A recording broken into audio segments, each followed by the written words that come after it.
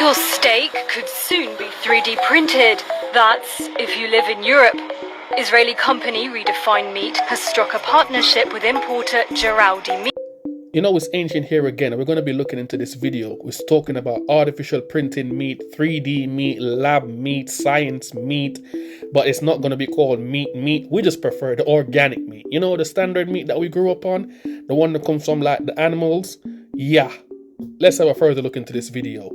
Because, you know, for us, it's common sense before narrative. Your steak could soon be 3D printed. That's if you live in Europe. Israeli company Redefined Meat has struck a partnership with importer Geraldi Meats to drive European distribution of its new meat steak cuts.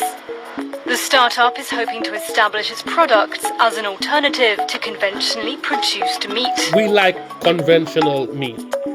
Redefined Meat operates large-scale meat printers at its Rehovot headquarters south of Tel Aviv, as well as in a new factory in the Netherlands. Talking about distributing these meats to us, to people over in Europe. Personally, I haven't seen any lab-grown meat yet, but not because you don't see it doesn't mean it doesn't exist. It's just like the wind.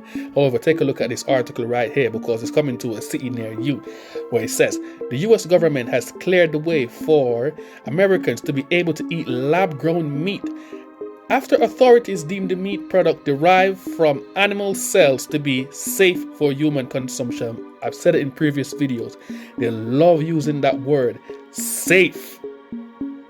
The US Food and Drug Administration, the FDA, will allow a California company called Upside Foods to take living cells from chickens and grow them in a controlled laboratory environment to produce a meat product that doesn't involve the actual slaughtering of any animals. They make it sound so cruel, just to eat that tender chicken. Let's look further. Because, we say it's common sense before narrative. Let's have a look to see what the US is saying about this. Aside from Florida, you currently have several other states in the nation in various stages of passing similar laws banning artificial meat. For instance, just 2 weeks ago over in Alabama, the state legislature, both the House and the Senate, approved a bill that likewise banned meat from cultured animal cells from being sold in the state. That bill is called SB 23, and it makes it a Class C felony to manufacture, sell, or to distribute food products that are produced from cultured animal cells. It's now sitting on the desk of Governor Kay Ivey awaiting her signature. Likewise, over in Arizona, you have state lawmakers considering 2 new bills there, which would also stop the sale of lab-grown meat. The first piece of legislation is House Bill 2121, which will prohibit anyone Because these people like to speak with a double tongue. They tell you yes while doing no. It's just how they are. Common sense before the narrative. Look at this article that I found. The US declared lab-grown meat safe. I told you about that word, safe. They love to use that word. Remember when the big C? They love using that word. Safe to eat in groundbreaking move. The government approval will open the market for a food praise for being more efficient and environmentally friendly. Environmentally friendly, That's what they're saying. Let's look further. Why would we want to eat synthetic meat? For the environment, right? No. A study out of UC Davis found that lab-grown meat's environmental impact may be orders of magnitude higher than regular meat. Let me say that again. Say it again. UC Davis. Lab-grown meat's environmental impact may be orders of magnitude higher than regular meat.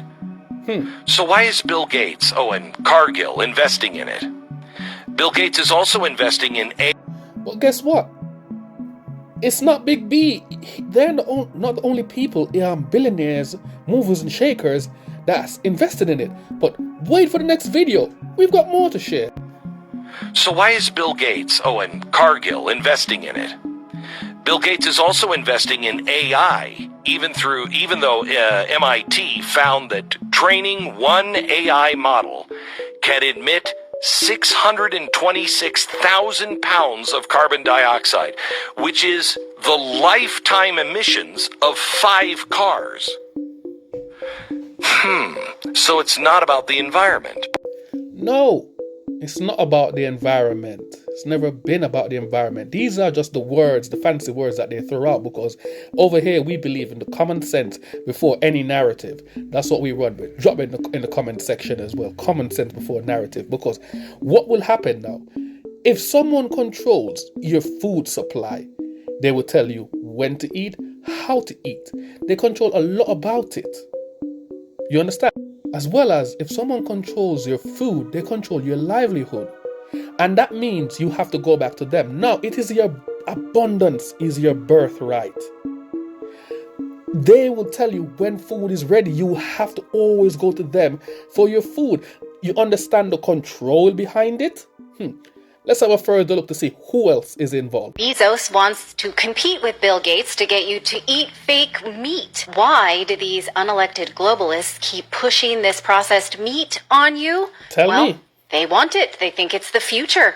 The Bezos Earth Fund announced an initial $60 million commitment to establish Bezos Centers for Sustainable Protein. That's what they're calling it. Bezos' fiance, Lauren Sanchez, is the vice chair of this association, and she announced this last week at the Aspen Ideas Climate Conference. Yeah. One last question that we're thinking a lot about. How do we feed 10 billion people with healthy, sustainable protein throughout this century? This will need a ton of innovation. We're investing heavily in livestock. You see, it's these trickeries that they come with, acting as if abundance is not our birthright. From one seed, do you know how many fruits can come from that? They're just trying to use fancy words, and they're just so well-spoken to say things, and we're just trying to buy into it. But we don't believe in narratives. We have common sense. It was given to us. We were born with it, so we use it. Thinking a lot about how do we feed 10 billion people with healthy, sustainable protein throughout this century. This will need a ton of innovation. We're investing heavily in livestock sector and inventions that will give consumers meat options that are better for the earth.